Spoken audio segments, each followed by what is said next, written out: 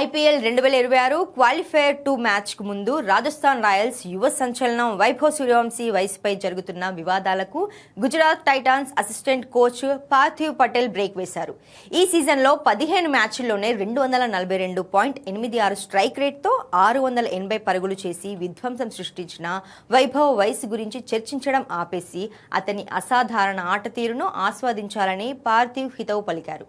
Eliminator మ్యాచ్లో sun Risers హైదరాబాద్పై కేవలం 29 బంతుల్లో 97 పరుగులు చేసి రాజస్థాన్ను క్వాలిఫైయర్ 2కు చేర్చినప్పటి నుండి సోషల్ మీడియాలో అతడి ఏజ్ ఫ్రాడ్ ఆరోపణలపై మళ్లీ చర్చ మొదలైంది. గతంలో అతని తండ్రితో పాటు కోల్కతా కోచ్ ఆండ్రీ రసెల్ సైతం ఈ వివాదాలను ఖండించగా తాజాగా పార్థివ్ పటేల్ కూడా వైభవ్ ప్రతిభను వయసుతో ముడిపెట్టకూడదని స్పష్టం చేశారు.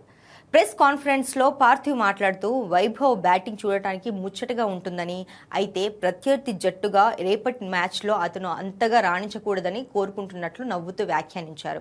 గుజరాత్ పై గత 3 మ్యాచ్ల్లో 56 సగటుతో 168 పరుగులు చేసిన వైభవ్ను కట్టడి చేసే వ్యూహాల గురించి మీడియా ప్రశ్నించగా పార్థివ్ తనదైన శైలిలో కౌంటర్ ఇచ్చారు. నేనేమి స్టార్ స్పోర్ట్స్ ప్రీ షో బ్రాడ్కాస్టర్ని కాదు, మా ప్లాన్స్ ముందే చెప్పడానికి మిగతా జట్లలాగే మేము కూడా అతని వీడియోలు చూసి కొన్ని వ్యూహాలు సిద్ధం చేసుకున్నాం, వాటిని రేపు మైదానంలోనే చూపిస్తాం అని పార్థివ్ పటేల్ తేల్చి చెప్పారు.